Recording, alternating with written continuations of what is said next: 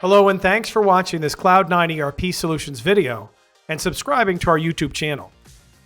In this series of videos of Acumatica 2023 R2, we're going to talk about an aging report that's been added. So in the previous version of Acumatica, we added AR aging by project.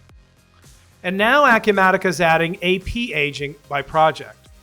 So many times you want to look at your aging based on a project because with that project and the revenue that's coming in from the project, that's how you assign and control your disbursements.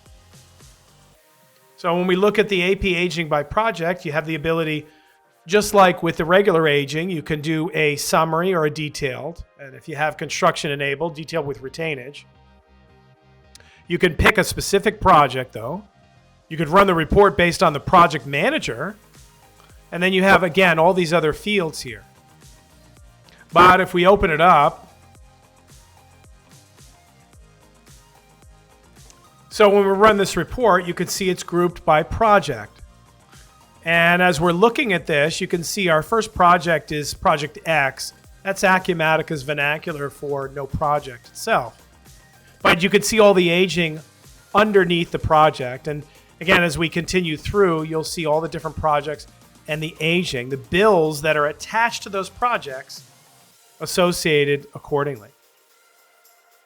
So that's AP aging by project. Just a quick shot of a new report that's been added to help companies take a look at their aging based on the project itself. As you know, of course, under payables, and when we go to prepare payments, that screen itself also gives you the ability to, when you're preparing to do your check run, the ability to filter by a specific project. So you can make disbursements that way. So that's it. If you found this video useful, please click the like button. If you have any questions about this or anything else Acumatica, feel free to reach out to us. We'd love to hear from you. Thanks again and have a great day.